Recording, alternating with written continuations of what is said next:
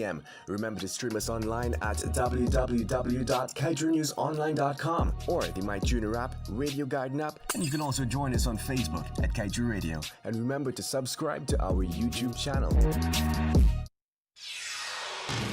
This is the news on top of the hour. Live from our studio in Georgetown. Kaieteur Radio, 99.1 FM.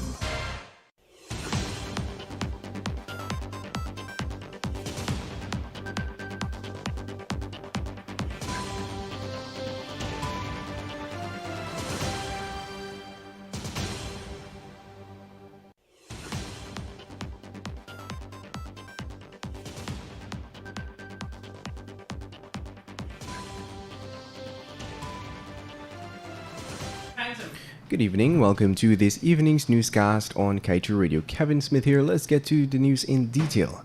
Local politicians are constantly professing that Guyana will receive millions of dollars in revenue from the oil sector for years to come. While it is true that the country stands to get quote-unquote a little money now and in the near future, massive debt waits on the horizon. So said international lawyer and transparency advocate Melinda Janke.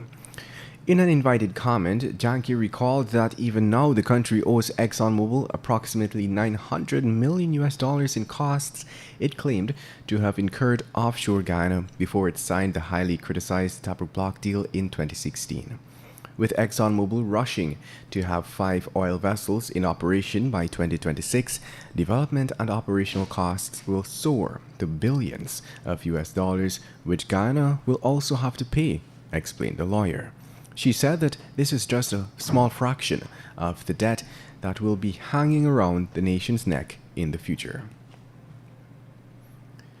Let's tell you now that the Oil and Gas Governance Network stands firm that ExxonMobil's Stabroek Block agreement is renegotiable, and that former EPA head Dr. Vincent Adams proved this during his stewardship in the post. In October last year, Dr. Adams said how he had ensured the environmental permit handed to Exxon, that should be to Esso, includes a provision committing the parent company, Exxon, to accepting unlimited liability for all costs related to oil spills or any other such incident. The network's co-founder Darshanad Kusial said Dr. Adams and his team acted in the best interest of Guyana by working with and convincing Exxon to amend the terms associated with the Stabroek Block to protect the country. In other news, a precursory examination of 2 contracts that were awarded under the NDIA by the APNU-AFC regime 4 months after the 2020 elections were held, has shown massive variations. According to Minister of Agriculture Zulfikar Mustafa, the former regime had awarded the contracts to preferred individuals who subsequently made significant cost adjustments without receiving all the relevant approvals. The minister said that he examined 2 contracts for the operation, servicing and monitoring of NDIA hydraulic excavators for Region 4. One contract was awarded on July 1, 2020 for $64,716,350. He said that the request was made for variation to the cost of the contract to an additional $46 million, even though the contractor did not complete at least 90% of the work. Let's tell you now that Bartica residents are disgusted and upset after a 7-year-old was discovered bloody, muddied, sexually assaulted, and unconscious some distance away from her home, while the alleged perpetrator was found hiding naked in nearby bushes. It is understood that the perpetrator, said to be the child's 15-year-old cousin, is currently in police custody at the Bartica police station. When the police had arrived, residents had already tied up the teen, who implicated another older teen for being involved in the crime. Residents were in uproar on the streets, while the teenage boy was being placed in the back of a police ATV to be taken to the station. Residents armed themselves with pieces of sticks, including the victim's parents, and started to beat him. Let's tell you now that with national support behind calls for an international probe into the oil blocks giveaways, we yesterday posed a question to Guyana's President Irfaan Ali on when the nation can see such a probe being commenced. But Ali told us that he would not comment on the issue as his quote-unquote ministers already addressed it. It is important to note that Guyana's Natural Resource Minister Vikram Bharat has never once addressed issues relating to the award of the Kaieteur and the Kanji blocks. In fact, only the Vice President, Bharat Jagdeo, has been vocal on the topic, and it should be noted that Jagdeo is not a minister. And moving on, the fourth largest company in the iron industry, Fortesque Metal Group, or FMG, has expressed interest in investing in renewable energy in Guyana. These and other details were revealed by Guyana's Office for Investment, or Go Invest, on Friday. A 10-person team from the Australian company, led by Deputy CEO Julie Shuttleworth, touched down at the Chedijakan International Airport for a meeting with Go Invest.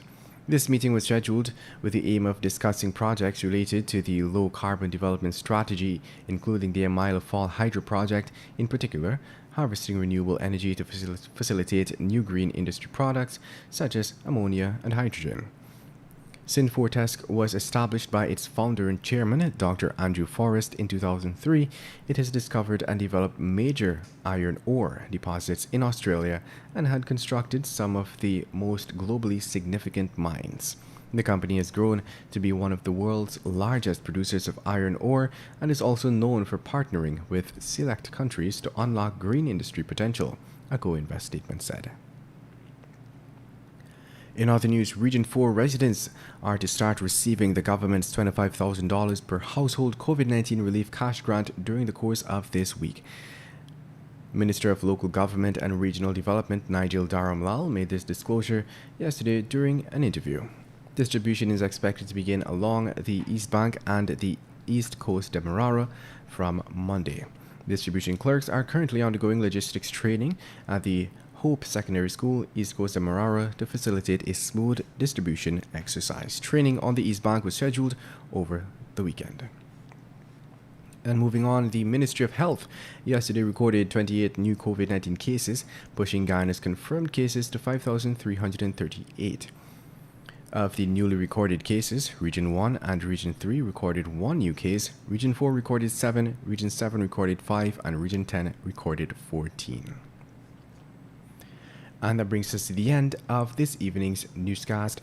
I am Kevin Smith. Thank you for listening. Do have an enjoyable and safe Saturday night.